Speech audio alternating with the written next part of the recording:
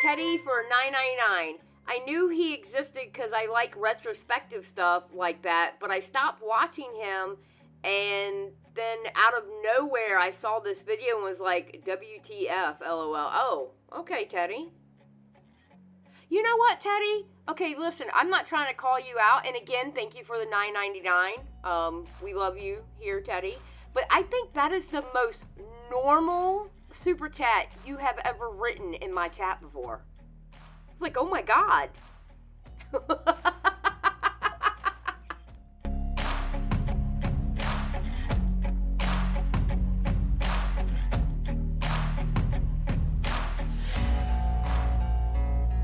Mutahar, aka Some Ordinary Gamers, put out this video, "This guy keeps slandering me." So this is what we're going to react to. Hello guys and gals, me Mutahar, and today's video is brought to you by Common Sense, which unfortunately isn't so common anymore. We're also bringing you a side sponsor as well, known as objectivity, research, and bringing things up in good faith. This is something that the subject to today's video absolutely lacks. So if you're interested in Common Sense, go to www.thisisagoddamnjoke.com/SOG, alright? Period, point blank, period. I'm sure somebody's gonna buy that goddamn domain. But anyways, ladies and gentlemen, I was called out a few days ago by a YouTuber known as In Praise of Shadows, okay? A channel that covers horror history, reviews, and retrospectives. And while this was something that was a little bit unexpected, this is not a channel I've really seen. I've seen one of his videos pop up in a feed, never really watched it because I don't really watch horror movies. I didn't even know he existed. I'm gonna be honest. I had no clue he even existed until this popped off and people were having a fit about what he said about Wendigoon and his friend group. And I was like, what in the world? And I was in a voice chat with Smaggle, and Smaggle was like, Xylie, you've got to see this. And he showed me the section when it was still a part of that video. He showed me that section, and I was like, oh my God. I never knew the guy existed. Oh. Retrospectives. If you think what I watch is, this is the kind of content that I look up, okay? Look up any old game from the 90s, space, type in retrospective. Find the longest video you can and just watch it the rest of the day. That's the content that I consume, okay? That's literally what Mutahar watches. But of course, this is a guy that genuinely appears to make some pretty good objective videos about horror movies. His most recent video was Bad Conservative Horror Movies, where yours truly and friends of the channel, Wendigoon, Brandon Buckingham, so on and so forth, Oompaville, got called out for promoting bad things, being associated with the bad people. You know, I don't get it. The people that he called out, like, okay, Turkey Tom, little edgy. I think he's grown up a lot. Turkey Tom seems to be really different from when he was 16, okay? He seems to be growing up. He's still fairly young, right? But Mutahar, Wendigoon, Oompaville, what does Oompaville do? Like, literally, what does Oompaville do? I mean, come on. Crazy, absolute craziness. Impossible. And I'm going to use this video to kind of make fun of this stupid shit and also address some serious misconceptions that really don't bother me at the end of the day, but enough for me to discuss it and kind of laugh at with the general community, okay? At the end of the day, I only care about my relationship to you, my fan base, okay? It is what it is. If you're somebody that hates me and clicks on these videos to say, Muta, you're a smelly poo boy, then honestly, I can't convince you, okay? Drop your comment for the... And you know what? That's actually a really good point. Teddy for $9.99. I knew he existed because I like retrospective stuff like that, but I stopped watching him, and then out of nowhere I saw this video and was like, WTF, LOL. Oh, okay, Teddy.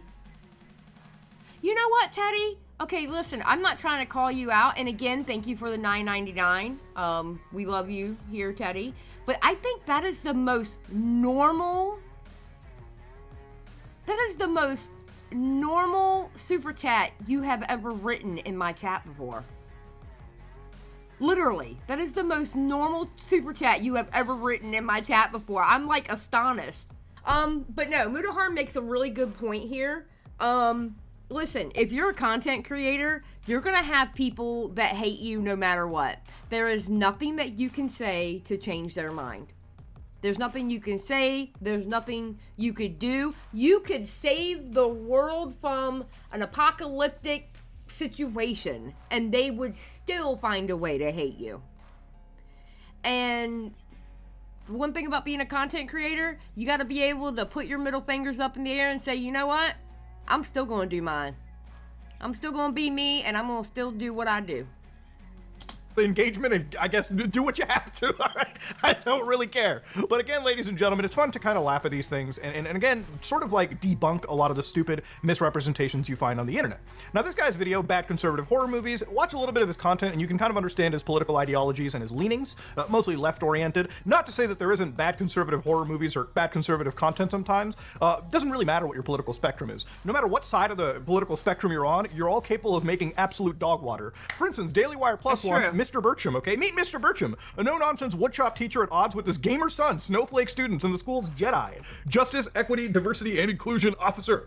Again, this is something Adam Carolla's been pitching for a while, and I watched a few clips of this, and man, let me tell you right now, okay? If goddamn Family Guy, actually Family Guy has always been kind of funny and has made edgy jokes, but the point is, if Family Guy... Okay, so I might get crucified for this. I don't like Family Guy. I don't know. Maybe it's because I'm old. Maybe that's what it is. I'm pretty sure I'm going to hear it from somebody later that I don't like Family. I don't like Family Guy. I just... No. I can't do it.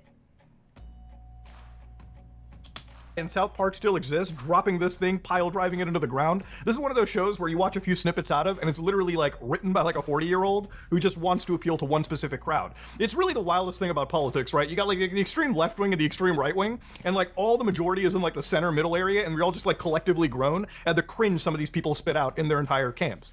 But again, you know, here's my thing when it comes to a movie. Again, I'm gonna repeat myself. When it comes to a movie, I don't care. It's either a good movie to me or it's not a good movie to me. I don't care about anything else. It's either a good movie or it's a bad movie. Either I like it or I don't like it. I don't care about the rest. Just saying. And while this video is 2 hours and 45 minutes, it used to be an hour more, where it contained an entire hit piece on our buddy Wendigoon, primarily, but also I got strays, Pavil got strays, Brandon got strays, Turkey Tom got strays, pretty much everyone got strays. This man delivered a bad faith representation, and it's time to actually debunk why it was bad faith. Now I'm gonna play one snippet from this video where he actually talks about Appalachia in a very wild sense, a area of the United States that covers about 18 actual states, okay? Right. So let's actually listen to this banger. Deep Appalachia is very white country, and for the most part, is exceptionally racist. Genuinely in this part of the country, you have to assume that any white person you meet is racist unless they show you otherwise. Don't worry, buddy, I'm sure you're one of the good white guys out there, but... Thank you, Muta! Thank you! Yeah, don't worry, buddy, I'm sure you're one of the good white guys out there. That's basically what he was saying. He's like, hi, I'm one of the good white guys. Hello, waving his little flag. Good God. He's one of the good ones. That's what he's trying to tell everybody. I'm one of the good ones. This is one of those statements that I kind of wanted to talk about because honestly, it kind of paints a perspective for what this person's like, you know, view of the world really is. Now, I'm sure that obviously there is definitely racism in some deep parts of the United States. That's not a shocking thing for me. Oh, 100%. 100%. I mean, yeah. I mean, that's like dumb not to recognize that, obviously, but listen, we gotta stop with the stereotypes on both sides. We've got to stop with the stereotypes. You know? It's not fair to look at a Latino man or a black man and automatically think they're a thug. Just like it's not right to look at a white person or a white man and automatically think that he's racist just because he's white. We gotta stop with the stereotypes on both sides. We've got to. That it's ridiculous.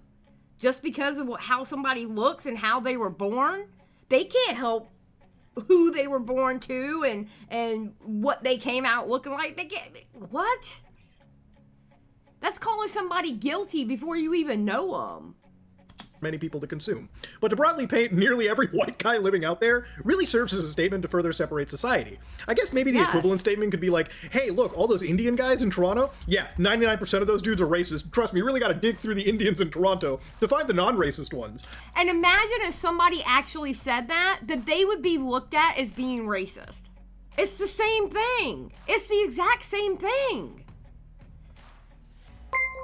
Teddy for $4.99. I just picture POS going around saying, don't worry, black guy, I'm one of the good ones. Here, let me block these racists for you. Yeah. Yeah, actually. True, Teddy. Very true. Thank you for the $4.99. I really feel like if anybody said that statement, it would immediately be they would immediately get destroyed Absolutely. out there, even regardless of whatever lived experience people have had. Yes. Now, obviously, this is a broad statement, and it's not done in the best faith possible. And this kind of a statement from this creator actually paints how he views creators of similar, areas. So Wendigoon being from that region, being with the race that he is, it starts to paint a seed in the actual user's head. When in reality, nobody should be making statements like this, and it honestly serves more as a divisive tool than something that brings us together. So when our comrade makes this exact segment where he talks about, people who are going to react to his exact segment, which is basically what he wanted, picking the whole fight. You know what? The more I think about this, okay, remember how he said he has a dying channel and he's not making as much money as, like he's paying his rent late every month for like the past year, etc., etc. I think that's why he added Wendigoon and all those big creators to it, because he knew we were going to pick that apart, which means it was going to be more views for that video.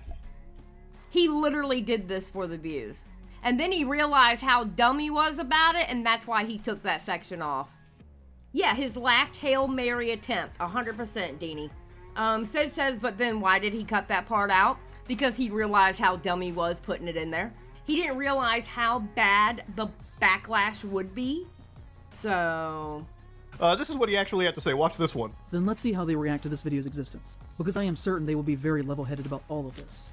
Yeah, so far we have been pretty level-headed about this, okay? A lot of this whole discussion is debunking things rationally, okay? Instead of screaming over a microphone, yelling at each other, that's what piss babies do, okay? Let's actually debunk this and discuss this like actual grown adults. So, what is his reaction to, like, Wendigoon suddenly following him as he's, like, researching this hit piece? And I say research very lightly, which we'll get into. Midst of this going on, a very funny thing happened, and that Wendigoon followed me on Twitter. I was not following him at the time. He never publicly told people to stop calling me a friend. He never once reached out to me privately, but he did follow me. Which means in my eyes that he 100% knew what was happening, because I did tweet about it several times, and then followed me to let me know that he knew.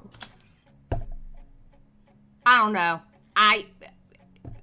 For me, I would have done it for that reason. I know for a fact, for me, I would have done that for that reason. It's a power move. And if Wendigoon did it for that reason, I have no issue with it. I'm sorry. I have no issue with it at all. But I don't think Wendigoon did it for that reason. And that he was watching, and that he intended to do nothing to stop it. Why else would he follow me in that exact moment? Oh yeah, that totally makes perfect logical sense. Following you is a move of intimidation. Now, obviously, one of the principal allegations over here is this person received what they claim to be some hateful words, and a lot of that was being linked to Wendigoon's community or whatever. And here's the thing. You can't really link anybody to a certain community like that, because what people post on the internet is entirely of their own volition. Yes. And that's where it comes down to. To be somebody on the internet, you are going to receive any form of, like, harassment in general. It's not something that I condone or support, but it's just something that happens to everybody in reality. To pin and blame somebody for the actions of a totally, different person on the internet is a little bit childish, and it's something that honestly I feel is being used way too. Here's the thing. Everybody has crazy people in their audience. And even if you do say, don't go out and harass, you don't have to defend me. Don't go responding to said creator. You can say that until you're blue in the face, and it doesn't mean it's going to stop people from doing it. You know what I mean? It's not going to stop people from doing that. Not at all. And everybody has crazy people in their audience. Much. As somebody that also receives harassment over the internet as well too, and maybe it's just easier for me too, maybe it's just different, but honestly blocking, muting, or trying to not engage with these people really helps it die down. But again, that's just my experience, and I'd rather just throw that into the situation. Again, the block button and the mute button is a beautiful thing on Twitter. But they need to fix the but they need to fix the mute button. When I mute somebody, if they still comment under my post, I still see it. Twitter, I don't want to see it. They're muted for a reason. I don't want to see what they're saying. Okay? Could you please keep them muted completely? Thank you. And it's just blatantly putting the blame on Wendigoon when it really should be put onto the individual making disgusting threats or disgusting pieces, or saying disgusting things to you in general. That's not really Wendigoon's fault, that's just unfortunately an asshole on the internet. So in regarding me, all right, he ends up actually saying this. He is friends with Oompaville, a gun-obsessed content creator that has taken advantage of Nikado Avocado's mental decline. Bro, they have made content together, okay? To specifically... They had a whole podcast together. Like, what? What do you mean? This guy obviously doesn't know anything about Nikocado Avocado. I said it yesterday. He obviously doesn't know anything about Nikocado Avocado because a homeboy's a troll. Pick, Oompaville for making videos about Nikocado Avocado. It's insane, all right? At the same camp, you could say that pretty much anybody in the commentary space, Moist Critical, me, anybody has taken advantage of Nikocado Avocado. Nikocado Avocado is a very, very, very intelligent content creator. They know exactly what they are doing. Okay? Yes. At the end of the day, there is no taking advantage of. And on this point, Nikocado Avocado, again, is a grown adult that can choose to make content with whoever they want to. To understand, when both these parties get together and make content, they understand that it is mutually beneficial for each other. So it's so weird that, now we've got this almost fake faux outrage and this weird moral panic, when in reality, these are two adults that decided to produce content with each other. Exactly. What do you mean take advantage of this individual? You simply work together, make content, and both of you make money out of it. It is... That's not taking advantage. It's called collaboration. I understand that IPOS isn't part of the Cool Kids Club, so maybe they don't understand collaboration. But that's what two creators do that want to work together. They make something together. They make money together. It's called a collaboration. It's as simple as it comes out to. Why are we not allowed to actually make content with people because this individual perceives them to be incapable of deciding for themselves who they want to make content with? This is such a weird actual take to have, and I don't understand why they decided to go down this road other than trying to pretend they care for this Nikocado fellow, when in reality the situation is about as cut and dry, as adult-oriented as one could expect. For fame and for money. And on top of that, has made content with the human trafficker, Andrew Tate. So what about plenty of news organizations that have actually brought him on and actually had interviews with him? Are they also responsible? Look, I can't stand Andrew Tate. Everybody knows I can't stand Andrew Tate, all right? I have covered him plenty on this channel. I'm not going to get on anybody who has Andrew Tate on their platform. I'm not going to sit here and tell someone who they can and can't have on their platform. Because here's what it boils down to. If they have somebody on their platform that I don't like and I don't even want to watch, then guess what? I'm not going to watch it. But I'm not going to sit here and throw the moral gauntlet as in you shouldn't have that person on your platform. Who am I to tell someone who they can and can't have on their platform? Who am I? That's not my channel. That's their channel. They can do whatever they want with their channel. Are you going to throw the actual idea of platforming and propagating alleged human trafficking in this situation? And I say alleged because the court cases are still ongoing. One of the weird things about the internet is basically just making statements of actual fact before things are supposed to be actual fact, okay? If you follow the legal system and you follow situations like this, it's one of the things that me, Oompa, and plenty of the Nux and everyone on our podcast pretty much gets flack for when in regards to this Andrew Tate subject. When we say alleged, it's because it is still alleged. Yes, because it hasn't been proven in the court yet. It hasn't oh God, what's the word I'm looking for? The judgment hasn't come down yet from the courts. So you have to keep saying allegedly. Okay? But side note, what you can say with Andrew Tate is the stuff that he has said directly out of his mouth. Now, I can say for a fact that Andrew Tate said this, this, and this, because those things actually came out of his mouth. But when it comes to the court case, you need to say allegedly because the judgment hasn't come down yet. That's just a fact, you know?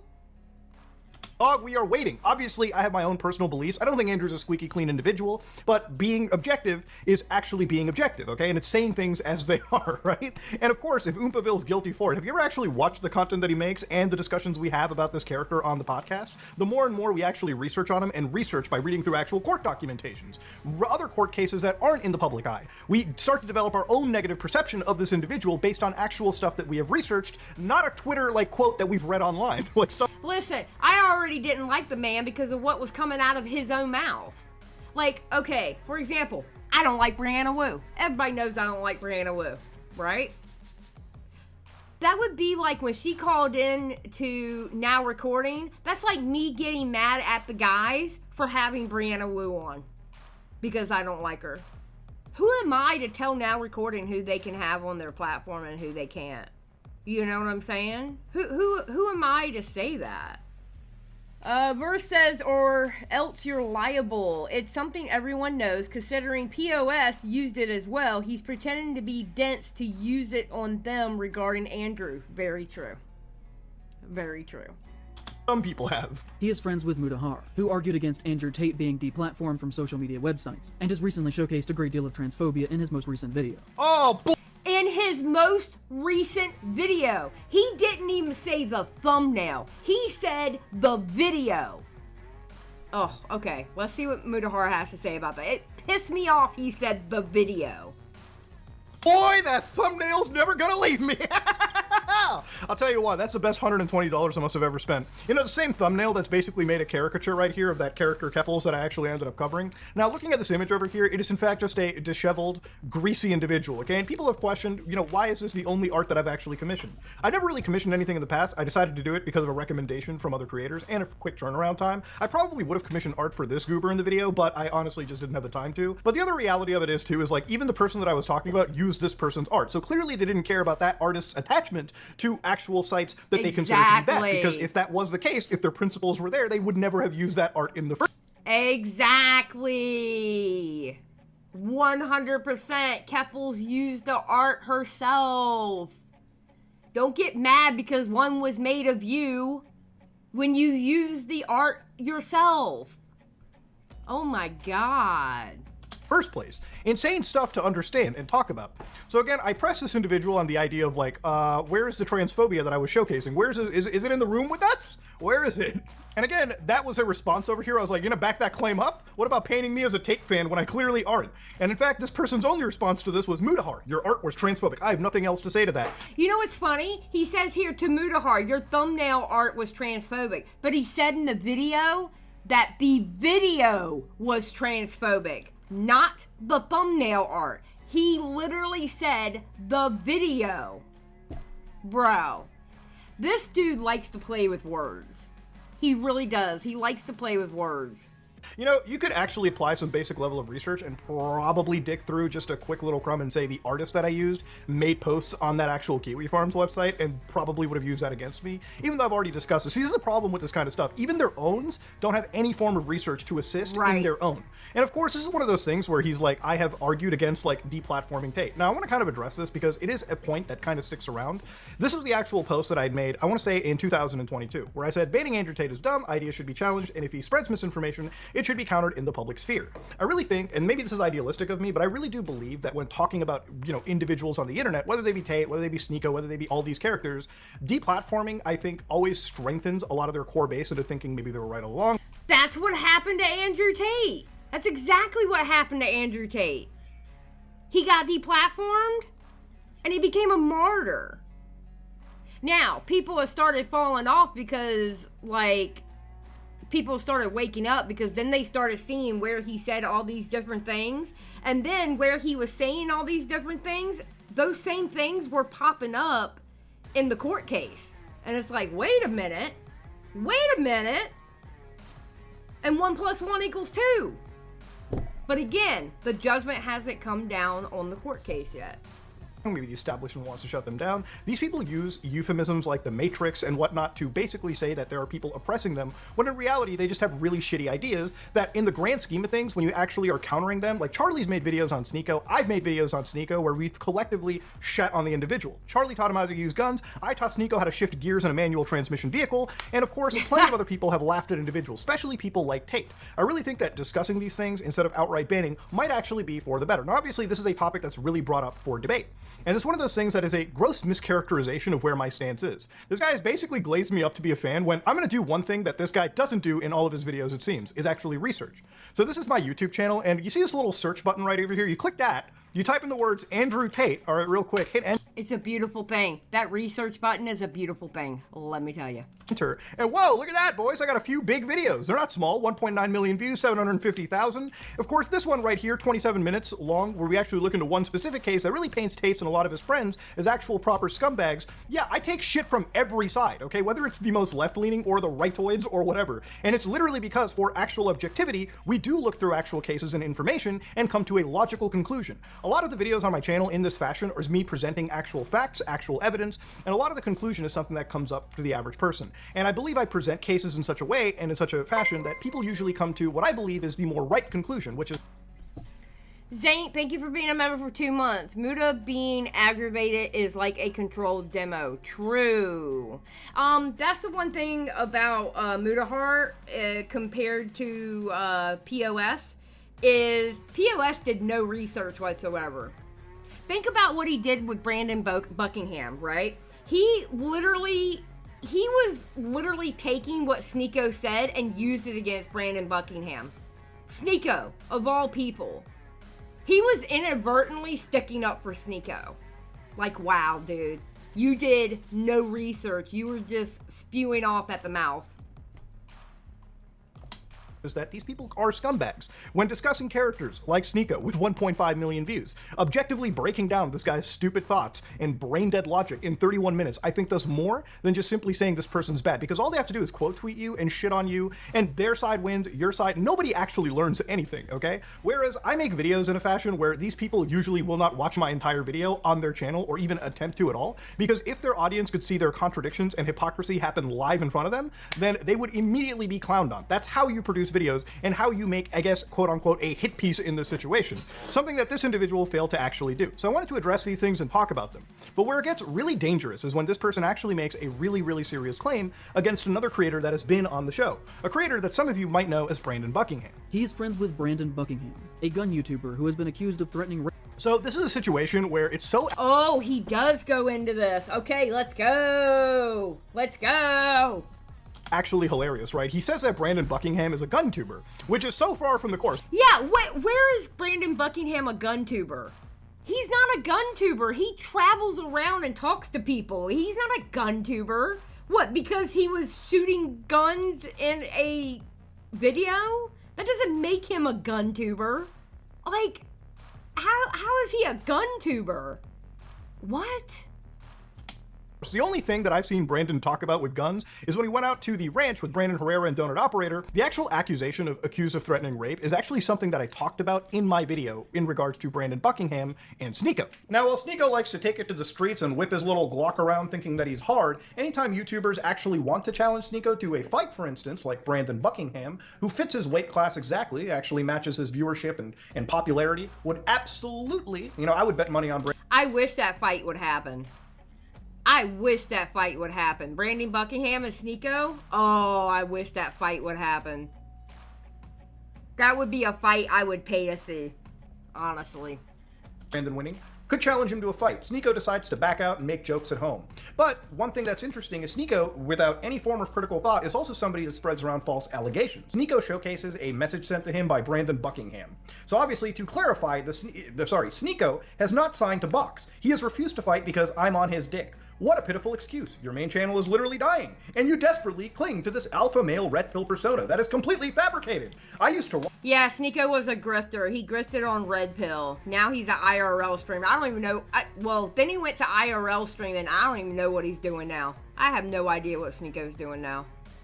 I stopped following him. Fuck with and support this dude. But on God, it's fuck him from now on. I'll be in NYC in July, Nico. Come watch me lick shots on your busted girl. Whole gang is gonna run the train on her like she asked us to last time I was in town. I know you love controversy and beef. How do you like this pressure? Now, of course, anybody could read that and just say, bro, the boys and I are gonna come gangbang your girl. Obviously, when he's saying shit like she asked us to last time I was in town, his joke implies explicit consent at this point. Now, of course, Sneeko decides to be so butthurt about this, he actually spreads really harmful false allegations. Listen closely. Yo, you know who's an L-Mans? Brandon Buckingham. Oh, yeah. That guy sucks. I'm gonna, bro, literally said, I'm gonna R-word your girlfriend. Yeah. Literally said that. This dude said he is going to R-word my girlfriend. Bro, nothing. That's not what he said. That is not what he said. And Sneeko, compared to what he actually said, Sneeko, you have said worse. You have literally said worse than what Brandon Buckingham actually said to you in that text. Oh my God, Sneeko. Oh, Sneeko is just so... And he's pedo hunting now? Oh my God, Sneeko, stop. He's such a grifter. He's such a grifter. Good God, Sneeko. Thing warrants saying I'm gonna R-word your girlfriend. Now again, one look at our buddy Praise of Shadows probably enlightens you to understand that this guy might be ideologically opposed to Sneeko in general, but not ideologically opposed to take a false actual representation, a bad faith representation, and promote that as it was actual reality, dude. I mean, come on now. That is without a doubt. This took 5 minutes of fucking research, okay? Even when I was doing it, it took like 5 minutes to get those clips together. Yeah, and Sneeko was going around telling everybody that Brandon Buckingham said that he was going to R-word his girlfriend. He went around telling everybody that. Oh, yeah. Find the fucking contradiction and laugh at it. So again, one of the things looking further into it is obviously, you know, this person clearly has had a bad time on YouTube. So I want to just bring up the ultimate contradiction. He's represented me, Wendigoon, Brandon in bad faith amongst plenty of people. So I'm going to look at what this person actually had to deal with on the internet himself. And 47 minutes into his bad conservative horror movies was this goddamn line drop. I normally have a rule for myself of refusing to engage in purposefully combative comments, but this one made me really mad. And I said back to them, I can assure you that I have never done that. That accusation is disgusting to me, and putting those words in my mouth is in extremely bad faith. To which she said, I wouldn't make that accusation if it wasn't something you have done. Either way, you sadly became full of yourself, mourning over your poor artist soul and drowning in self-pity. Chrome to help protect yourself from malware. What a joke, Google. Oh my god. Siren for 2. His name should be in praise of scam. Nah, I disavow. I'm not saying he's a scammer. I'm not gonna sit here and say he's a scammer. This dude is actually, listen, what it sounds like to me, he's down on his luck. His channel went from really high views in 2020 during the pandemic, okay? And now it has plateaued, and he's upset because he's going to have to get a real job. In praise of stupidity, 100%. I'll agree with that one. But I'm not going to sit here and call the guy a scammer. I don't think he's a scammer. I think he's a whining baby. He's definitely a whiner. But I wouldn't say that. Oh man. Anyways though, comedic interruption aside, yeah, this person was accused of a bad comment, and it wasn't something that wasn't good faith either for him. So he was clearly somebody who was, you know, in the same situation. Apparently somebody took his words out of context, like he took my Tate mention out of context, and didn't even bother to attribute to the fact that I actually spoke out against the person that he also hates as well, it seems. And yeah, represented me in bad faith. And what did it cost him? Well, let's go dive in a little bit. A man had posted, I'm just here to see how long it takes him to whine about the racist patriarchy. To which someone else said, if you dislike— Well, he actually did that in Wendigoon's part, actually. If you think about it. his videos so much, why do you watch and comment on them instead of watching something you actually enjoy? To which he said in return, 'cause I'm a dick. This meme of an idea has directly impacted my work, my sense of self, and the videos that I am able to make. And I don't really think that that's fair. There was a month last year where I only made $500 in ad revenue. I can't live off that. The amount of times that I've almost had to stop making videos since then has been almost monthly. I've barely been able to keep this afloat. And that's why he went after Wendigoon. Out of jealousy, and the more I think about it, I'm telling you, I thought about this last night. The more I think about it, I think he added Wendigoon in there, not only to get at him, because Wendigoon is more successful at it than he is, but to get the attention, knowing that all these people were going to watch that video to see the Wendigoon part. You know what I mean?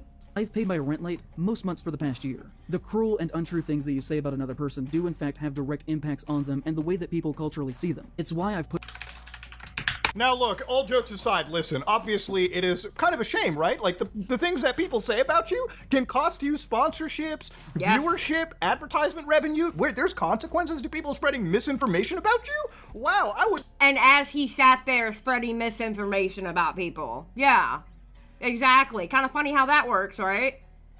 have thought. So his response to basically what happened to him is to just do that to other people. Yep, exactly. Wait, hold on a minute. And the other thing about like, oh, I didn't make enough money to make this worthwhile. Oh, people aren't signing up to Patreon. Then maybe it's up to you to make more engaging content and bring more people in. I always hate it when these people are like, oh man, I can't turn YouTube into a full-time job. YouTube's never meant to be a fucking full-time job, okay? It's lucky if it's a full-time job, but never put your eggs into this basket. Get a goddamn job, okay? I have a job at this day and age, all right? You know why? Because it's more secure and safe. But anyways, this isn't a job rant. This is— He's actually right. I said that yesterday. You're lucky if you can actually make this into a job. And even if you can make this into a job, don't put all your eggs in one basket. You better like go into stocks or like put money into other businesses. That way you have other income coming in besides just YouTube, because YouTube can literally be taken away from you the next day. YouTube can decide to lay their finger of God onto your channel and make it go away, and you don't know why it happened. They can decide one day to completely demonetize you, and you don't know why, and everything is gone. You never know.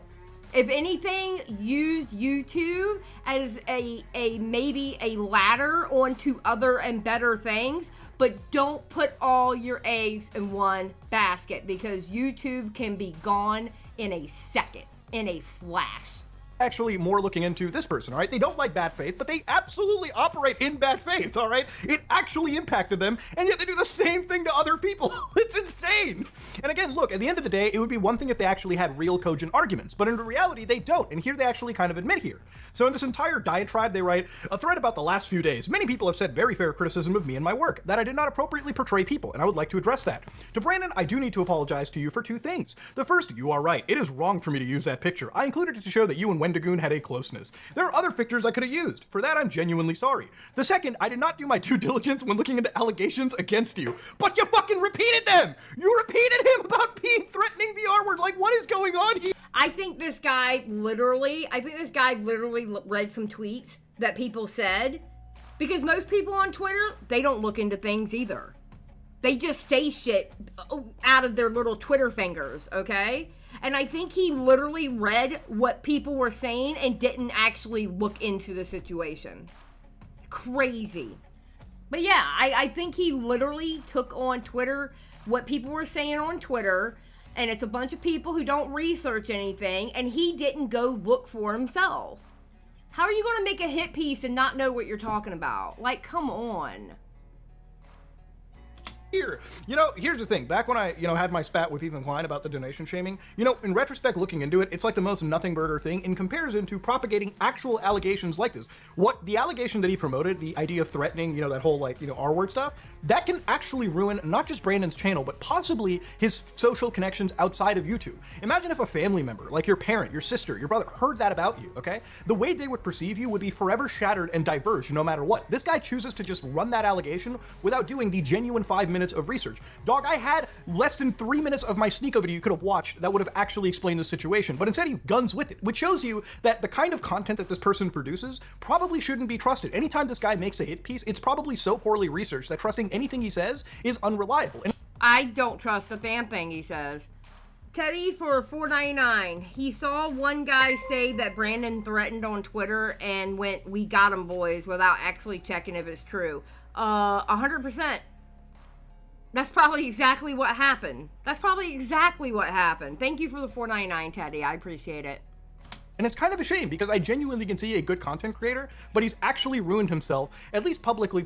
People have first impressions, okay? First impressions are everything. As much as I love to give a second chance, watching anything this guy does in the future is actually dangerous. And I mean, listen, I'm gonna be honest. After watching that video, because I sat down and I watched that video the night before. I went over it yesterday. After watching that video, I'm like, I am not going to watch a damn thing this guy ever puts out again unless he tries to do a hit piece on somebody. Because he was whining, he was coming up with false narratives, he was doing the whole white savior complex thing, and it was gross. And in some parts, I hate to say it, it was quite racist on what he was saying.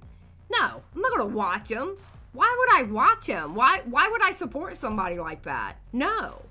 He gave a horrible impression.